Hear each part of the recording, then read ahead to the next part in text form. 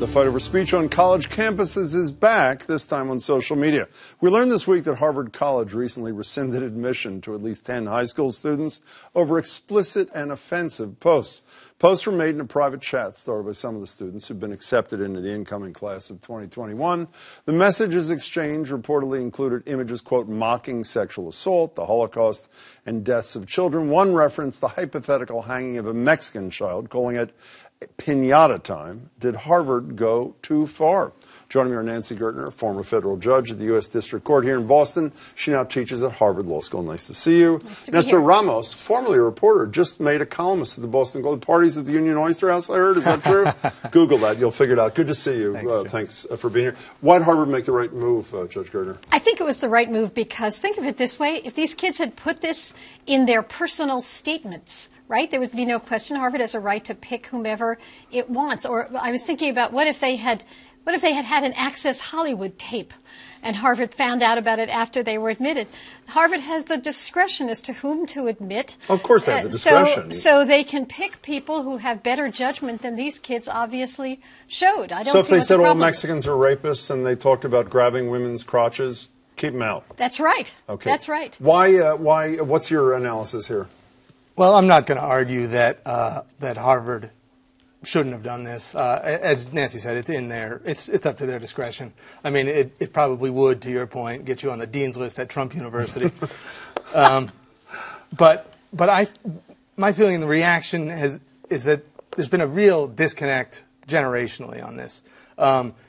Were the memes inappropriate? Yeah, I've seen them. They're wildly inappropriate and offensive. But I think context is important. I think it's important that they weren't in their personal statements. And I also think that judgment is something that we know 17-year-olds tend to struggle with. You go even further in your piece. Use that cognitive argument again, that the brains aren't full. I mean, is that an excuse for everything? There's an argument, I think you cited, about raising the age for whether someone's a juvenile for purposes of crime. I mean, at some point you have to take responsibility for your actions, your behavior, right? Absolutely. And the argument for raising the age for juvenile offenders isn't that there should be no consequences. It's that the consequences in the juvenile justice system are largely restorative, right? It's not punishment.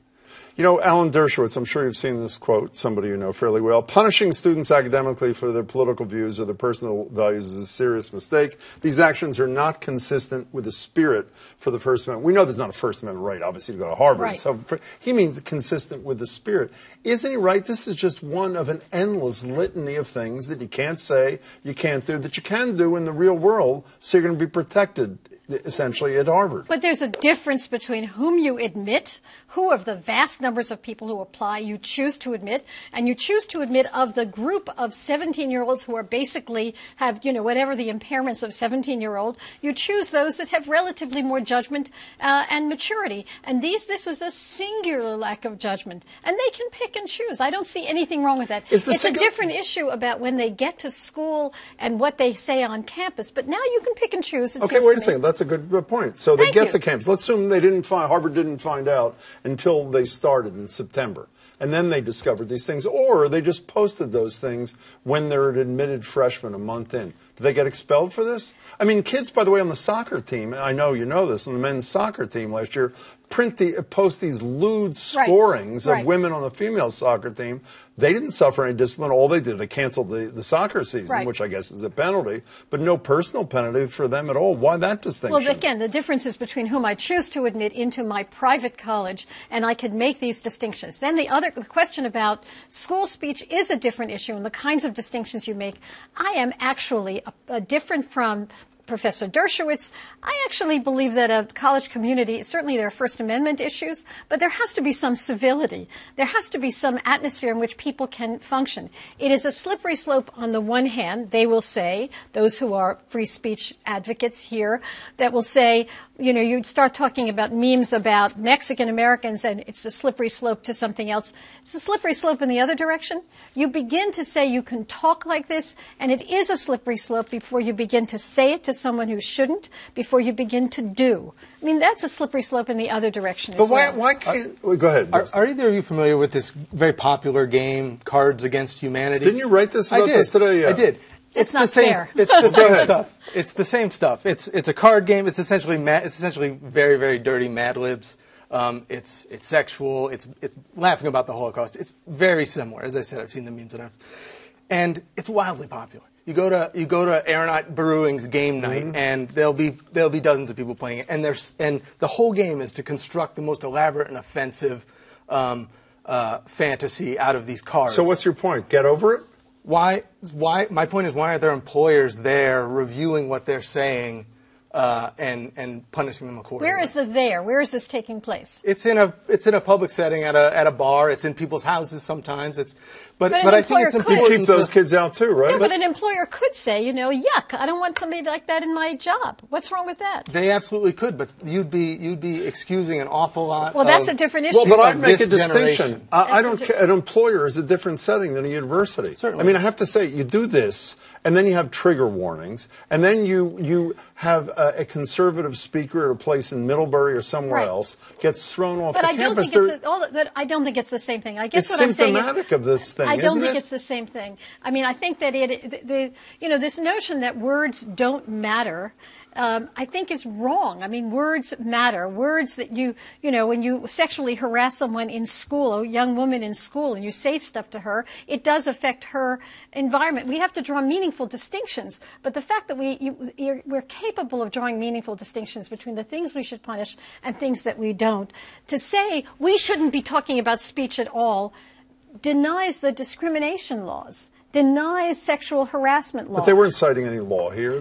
Because we're talking about admission into Harvard. It seems to me that really is a very different Are situation. you beginning to make the point a minute ago almost that anything goes, that essentially you're 17 years old, it's a different culture, you got to deal with intent. I mean, intent is... I do think intent is important, and I do think to people of a certain generation, it's hard to even get your head around the idea that they would post these things but not harbor these views. But I think in that generation there is a big disconnect there. This is the whole notion of trolling on the internet. So what you sound like, despite what you said at the beginning, it sounds like you would have let him in, maybe put him into student rehab or something. I mean, isn't that where you're going? I feel like it's not my. I feel like I know Harvard. it's not your place. I feel like it depends on the university, right? I mean, Harvard has one set of standards, and if this is the precedent they want to set. I know, but what's the standard they should have? I understand everybody has the right to do it. What's the standard they should? Should these kids have? You're the dean of admission. Would you have allowed these kids in? Probably so. with some measure of punishment, with some measure of intervention once they get there. I mean, and in fact, if they were to now reverse the decision, the seriousness of the transgression would be clear. Though to me, it seems like it's largely ignores context. That's my main problem. The context is actually very interesting. Harvard set up a Facebook page for all of the incoming students to be able to get to know one another. Then these kids essentially invited people to say outrageous things What's on that?